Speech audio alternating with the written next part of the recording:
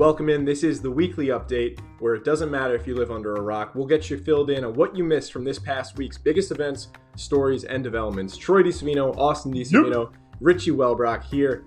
On the docket for today's jam-packed show, we've got an update on the snow day policy in New York City. Yikes. A big change coming for students who fall into that category. Debate 2020, presidential debate between Joe Biden and Donald Trump. A lot of news coming out this week, followed by a quick turnaround. Donald Trump now diagnosed with COVID this week, heading to the hospital. Followed by that, we've got a big story on Cambodian rats, the largest zucchini in the world, and big news for the first 2 female Eagle Scouts. Make sure to stay tuned. We'll be right back. Let's get into it.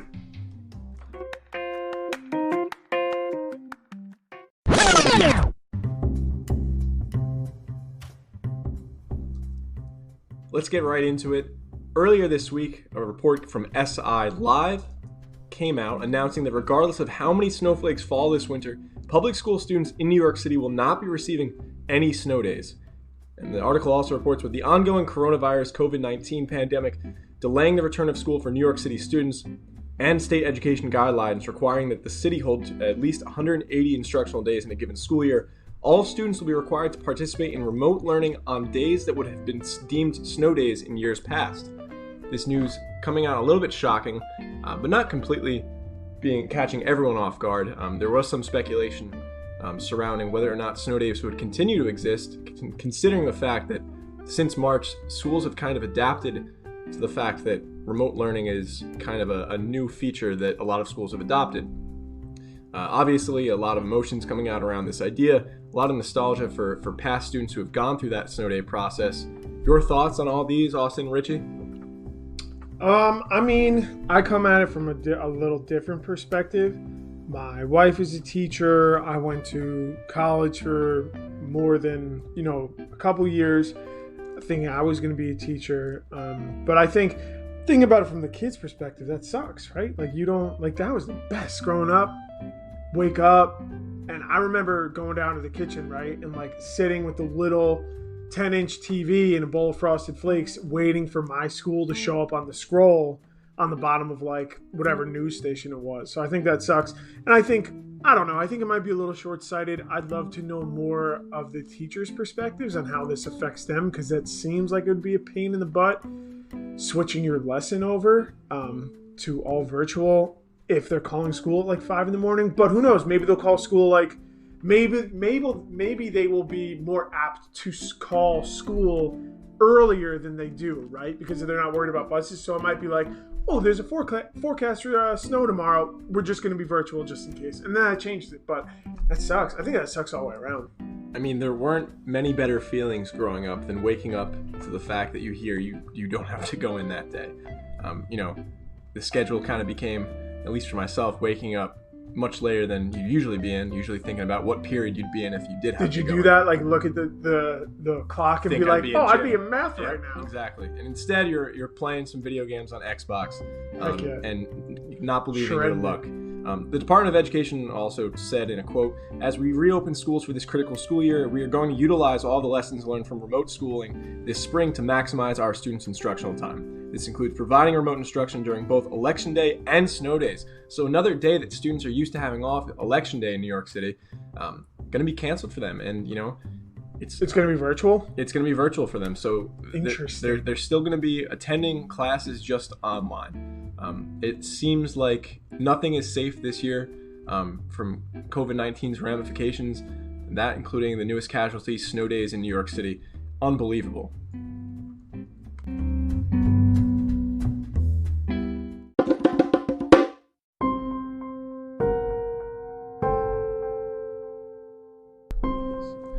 In a little bit of more serious news, also this week, kind of headlining, I think, pretty much every news source, Debate 2020, the presidential debate between Donald Trump and Joe Biden, caught everyone's attention for all the wrong reasons, it seems like. It was an absolute fiasco. You can make some rough quotes from a lot of really senior reporters from pretty much every news source.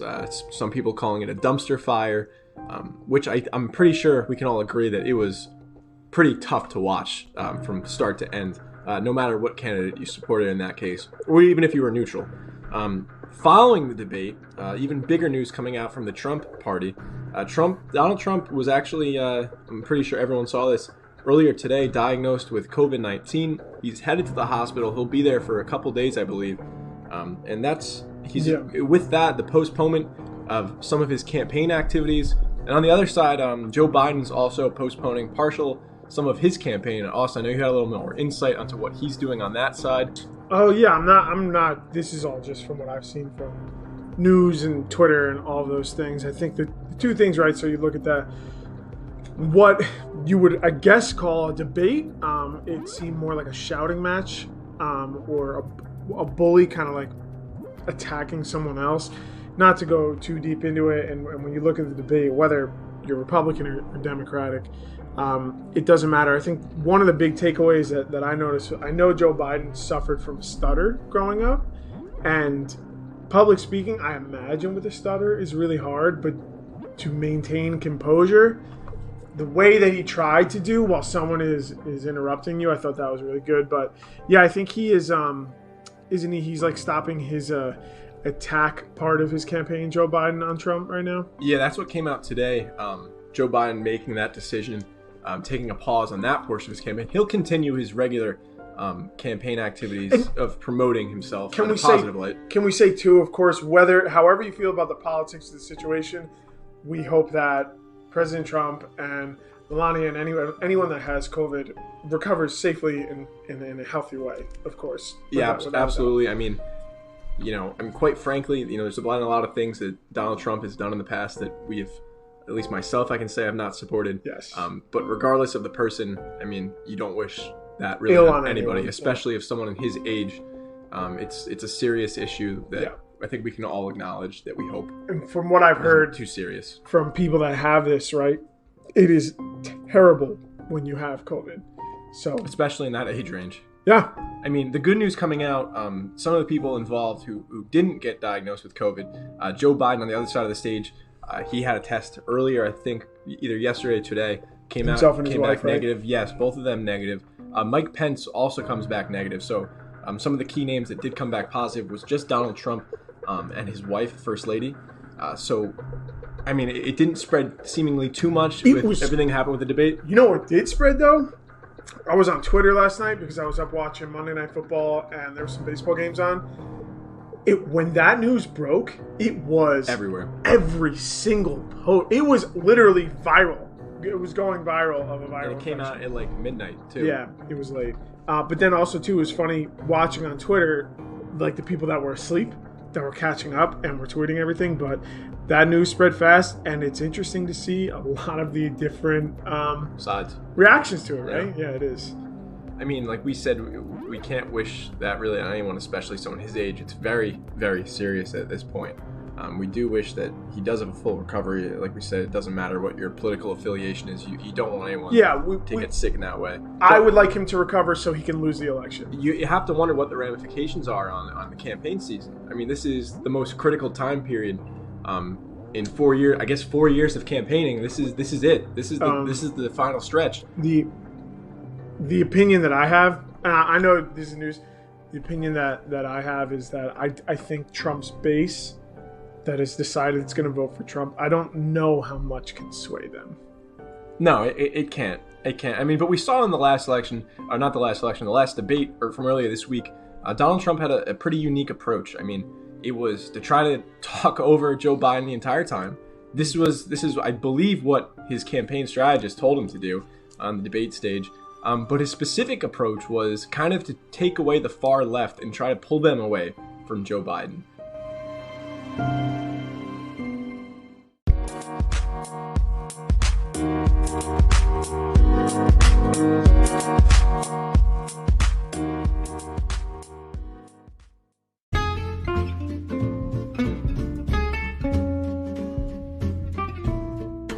Back at it, a little bit of a subject that's a little lighter, not so serious, not so important in its own way, but a little bit less serious in our everyday life. Coming out of the news today, a mine-detecting rat in Cambodia wins an award for bravery. This is no normal rat. This is a big rat. Mine or mind? Like bomb. Like Whoa. Bomb. Like a mine. So this rat is trained. It's in Africa. It's a trained giant poached rat, trained by the nonprofit APOPO. It sniffs for landmines in Cambodia that were left behind after decades of conflict. It just won a gold medal for his bravery. That rat has accomplished more than a lot of people sitting at this table. Whoa. It won a gold medal for bravery. You have one of those? I won first place in a karate tournament. For bravery? No, for a flying roundhouse kick. Now, I don't know if this rat knows exactly what it's doing because, the first time they realize what they're doing, they don't make it back from that mission. That's when it kind of... I need to know what training this rat went through. I don't know. It's a great question. How do you... This is the only one that didn't die. It's the last one. It started with 1,000. There's 1,000 rats and 1,000 mines. This was the inactive one, and this is the one that gets the medal. This rat saw all his friends die. By the way, this is Jacob Berg. He's joining us. He's an expert on the matter. Cheers. He's a rat expert. He has a little knowledge of the nonprofit APOPO who trains these rats. Yeah, I've also seen Ratatouille 4 times. So actually, this was that rat's cousin. One's a mine sniffer, one's a chef. Yeah, I have personal knowledge. I know this rat personally.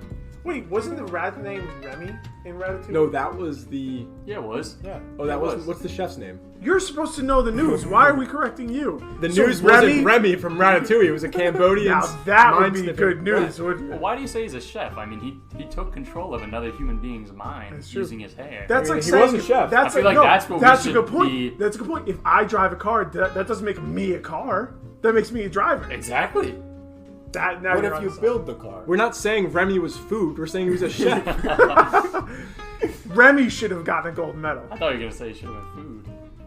In other news, NBC also reporting today, in Vermont, a world record set for 2020 sits a 115-pound marrow, a giant zucchini. Where? Ron Schultz of Williamstown grew it. Where's that?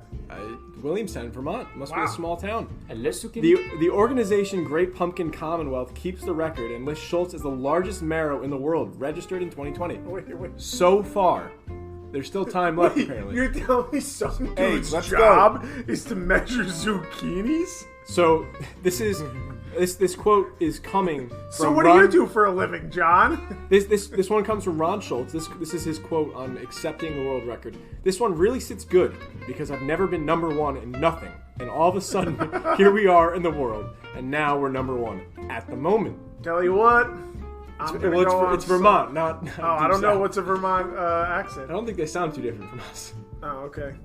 I'll tell you what, I got a big zucchini. That might be the biggest zucchini in the world. I know where the smallest zucchini in the world is. Hey, Austin, right? Austin, how big is your backyard over here? Ooh. Can we turn that into a farm for I don't know how long We it could try takes to to Do you want to hear his secrets? a to zucchini do it? that size? What is but zucchini? He puts cucumbers in there? According to Schultz, you have to have the right seeds. Then the trick is having good soil, fertilizer, and also temperature. So basic needs for growing I'll plants. tell you what, I go outside every day and I piss on the soil. He said when we had a good couple of 90-degree days in a row, like we did this year, and warm nights, these babies grow. Mixed with my warm, salty urine. I'll say congratulations, Ron Schultz. This time you are number one in the world at growing the world's largest zucchini. I guess For now. Not pumpkin, just zucchini. We're coming for you, Ron. We're coming for you. Next year. 2020 isn't the worst year after all, right?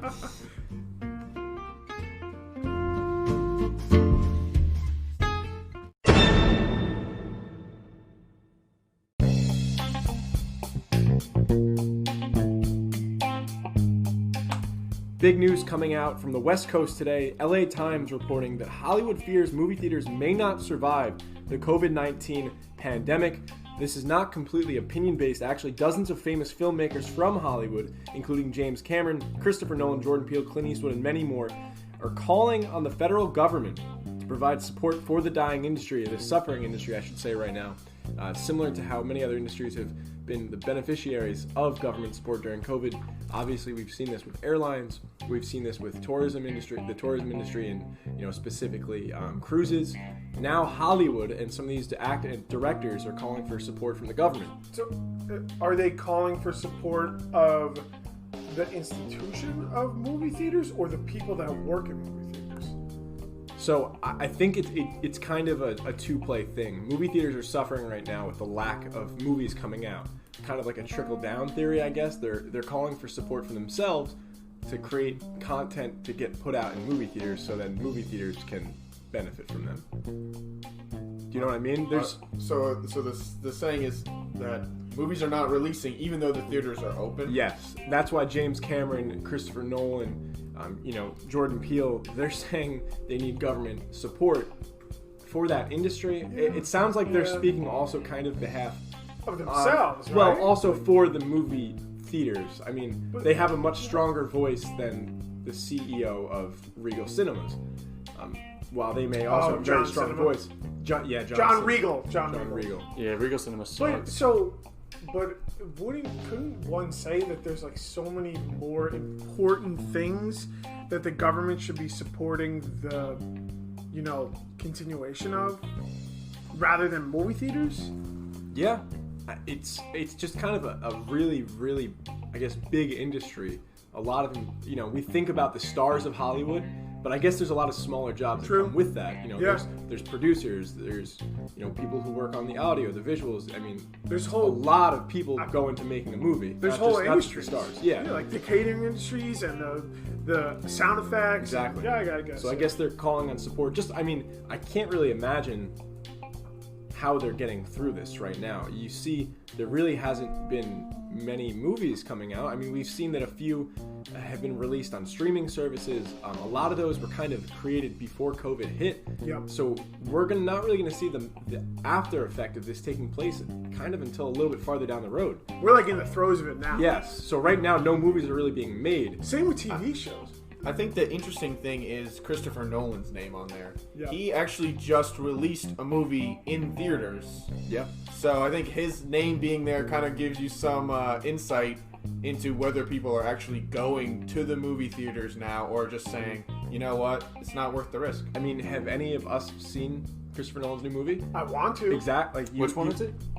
Tenet, yeah. Oh, Tenet. Yeah, no, I want to see that too. Actually, I'm gonna wait. What was the last Christopher Nolan movie that came out in theaters? Dunkirk. Yeah, Star and Wars, that was a weak for Christopher Nolan. Yes, I'll go on a rant about that. That was like a block. People went out to the theater to see that. Yeah, he's a good. Even with COVID, that's not still happening. COVID is keeping people out of the theaters. Yeah, it's probably because he made Dunkirk. On top of just Hollywood and the producers, everything that goes into the actual Hollywood industry of creating movies. Then there's tens of thousands of employees who actually work for Regal, AMC. I mean, it's a huge industry that's not just in Hollywood; it's all across the country that's being affected at this point. Yeah, I'll give you one other reason for why the government should consider backing it is you have to think about lifestyle to a certain extent. Movies, the film industry has been like a significant aspect of American life. And that's how, during the Great Depression, why horror movies are such a big part of our culture. During the Great Depression is when horror movies really took root and people were looking for some other emotion other than sadness and eating bowls of dust. Yeah, American film really is an important aspect. You did say, you see some of these names, Christopher Nolan, not just standing alone. I mean, James Cameron, one of the most successful names to come out of Hollywood. And how long? And then, well, he was good in the 90s. I mean, he's directed and produced some of the biggest movies to ever hit the big screen. Two big ones. And Jordan Peele did really well too. He made Get Out, right? I mean, some of the hottest names in Hollywood. He's great. And some of the hottest current names in Hollywood, and some of the hottest, past names that still are relevant. I mean, you can't tell me James Cameron's not relevant still. The cynic in me, I get it, and I'm in support. Yes, we need to support anyone that's suffering, right? That's blanket. We can say we need to support anyone that's suffering. The cynic in me, it's you're just talking about yourself, but when you go deeper, it's like we're supporting all the people. I don't think James Cameron is speaking about I don't think it's for him. True. I think it's for the industry itself, not specifically just him. If James Cameron wants people to go to the movies, try making a better movie than that dumb Avatar movie. Can we talk about that? What? The movie was trash. Avatar, the first one. You mean that was trash? You mean Pocahontas? Are you talking about the blue people? This is ridiculous. That was an amazing movie. Are you talking about Blue Pocahontas? Is that what you're talking about? Where he took the entire story? Okay, you can argue that, but you can't tell me it's a bad movie. It's not an argument. It's a great movie. I like that movie. Nonetheless, James Cameron, one of the head names on this. He was great in Entourage. On this call for help from the federal government. Again, this is coming from the Los Angeles Times.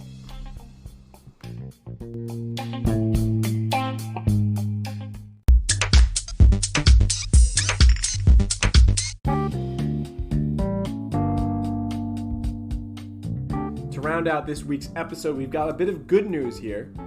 In Lancaster County, sisters make history by earning Eagle Scout rank. This is reported by Fox. First time any two women have ever earned the Eagle Scout rank in the history of the Scouts. A huge milestone set. Richie, I know you were in the Scouts for a long time. I mean, can you shed some light on what this means? I mean, first of all, to even make Eagle Scout rank, and then, I mean, it's astronaut. It's a huge step. I mean, yeah, sure. I mean, I guess you could say I'm a professional on the topic. I was a Boy Scout for a little bit. I didn't go above and beyond and really even try to do that, but I can say it is very hard. I mean, the merit badges that you need to get to begin with are not necessarily challenging, but they're no cakewalk. And then after getting all those, you have to get the Eagle required ones. And I think it's like 10 ones that. Really? Yeah, it's like 10 badges you got to get, and they're all like.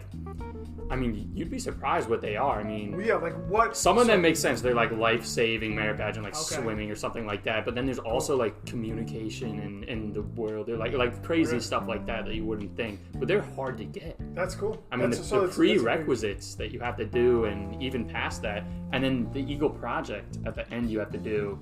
And isn't that like a big service project? Yeah, it's like a big thing for the community. So one of the sisters, Lauren, said it's been really rewarding to help the troop that we're a part of, because I know that when Lindsay and I were younger, we were frequently in the back of the room at our brother's Scouts meeting. It's a huge step in the right direction. She also said even when the Boy Scouts announced when they were letting girls in, we were under the impression that we could get only about 6 weeks actually in the program, said Lindsay, till we turned 18. Getting the highest rank we could earn as tenderfoot. They kind of defied the odds. They decided, let's go. We did that in 6 weeks. That's another they got thing. Eagle Scout? Well, that's weird to think about, because I know you become Star Scout, and then you become a Life Scout, and then I think after that it's something else, and then Eagle. But you have to be certain ranks. I know I think Star to Life, you have to be that for like 11 months or something. Yeah, it's not like you can just blow through it and do everything. All I did in Boy Scouts was like the Pinewood Derby. I mean, I just like the camping and shooting the guns. And Tell me more about this life-saving badge. Did they have to save somebody's life in 6 weeks? Yeah, they actually lined up a couple people that they were like okay at swimming, like not the best. One sister pushed the person in, and the other one saved him. They immediately switched. And they you have to like tie tourniquets and like. So one people's arms stabbed off. the other, right? Yeah.